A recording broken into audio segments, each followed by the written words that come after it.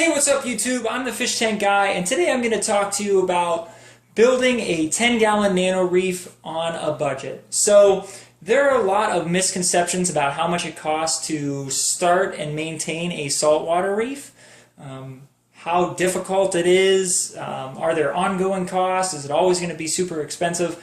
And I've seen a lot of videos out there that have a title along the lines of cheap and easy saltwater tank, and if you watch it, the person goes through all the things that they have in their tank, but they never really give you any numbers or how much anything costs. So at the end of the video, you think that it's not that expensive to start up a saltwater tank, but you really have no idea because they're buying different supplies that you're not sure how much it costs, especially if you're new to the hobby. So what I'm going to do is I'm going to take you through everything that I purchased or that you can purchase to create a tank very similar to this one. And in addition, in the description, I will have links to all the items that I have mentioned in this video. So just two disclaimers to start. The first is I scour the internet trying to find a combination of items that you could use that are inexpensive but still good quality to maintain a nice environment here. So all of the things that I mentioned on the list are not necessarily all of the things that are in this tank specifically. So that's the first disclaimer. And the second is all of the prices that I list are excuse me, all the prices that I list are as of the creation of this video. So obviously, as you know, things go up and down in price. Maybe you'll get lucky and get something on sale. Who knows? So if you follow a link to an item and it's a little more expensive or a little less expensive than I have mentioned on this video, don't be surprised. Okay? So let's walk through everything I bought here, or everything you would need to buy. Okay? Alright, up first is the tank itself. Go with a top fin 10-gallon hooded tank. Very simple. Comes with the tank and the hood. That is $29.99. All right, for the filter, you can purchase an Aqueon Quiet Flow 10 that will cost $10.99.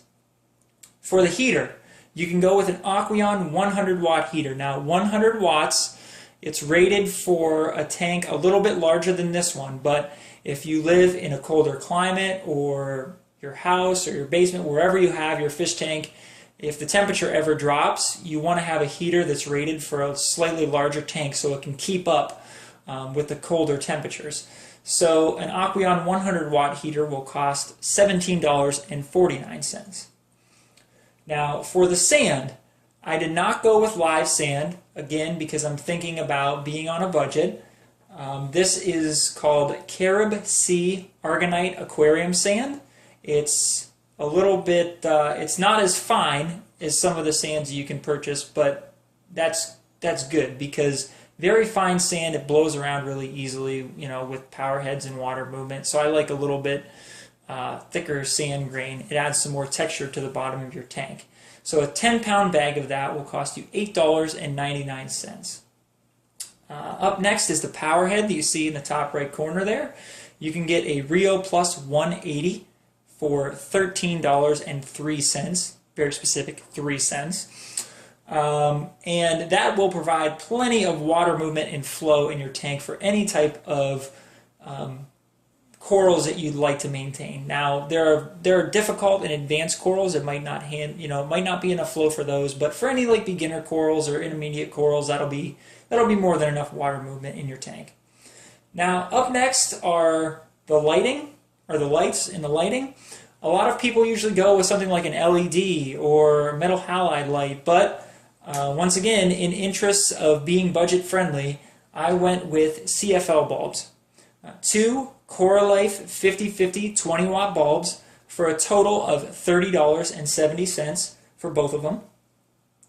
Now, the rock that you see in the middle of the tank, that is roughly 10 pounds of base dry rock. I didn't even buy live rock for my tank. So again, we're not going with live rock because it's less expensive to go with just the dry rock.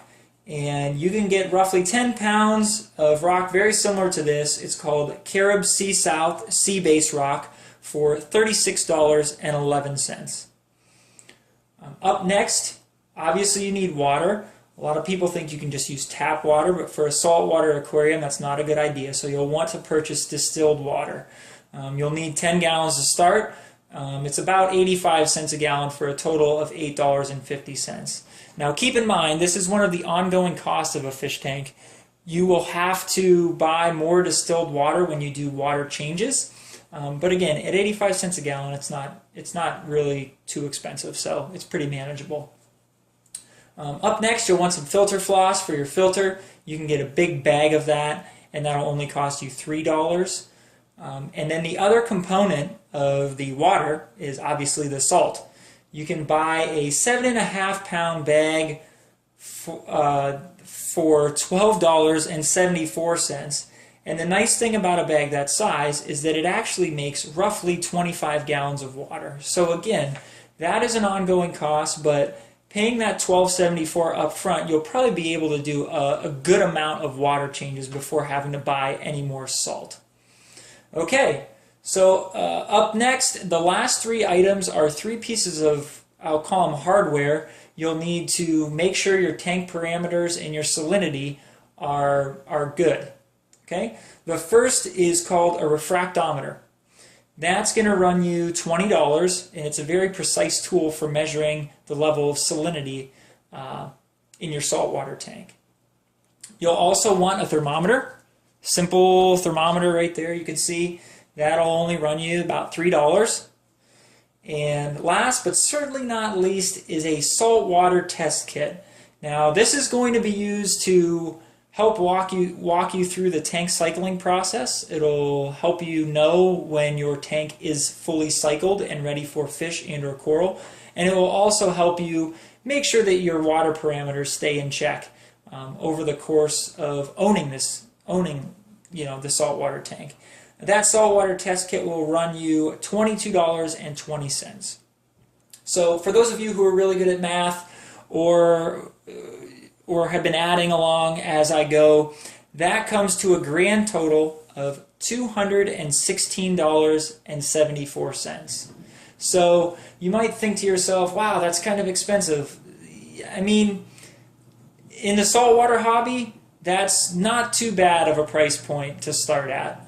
The only way to really get anything cheaper would be to go on Craigslist or get something off of eBay used, which is a perfectly fine way to start a saltwater tank. But if you want to get everything new, you'll be looking at roughly $215 to start. So, once again, I thank you guys for watching. I'm the Fish Tank Guy. If you have any comments, questions, or opinions, please leave them in the comments section below. If you have not subscribed to me yet, please do so. I'd really appreciate it. And I look forward to seeing you on a future Fish Tank Guy video. And best of luck to you in your foray into the saltwater fish tank hobby. All right, I'll talk to you guys later. See ya!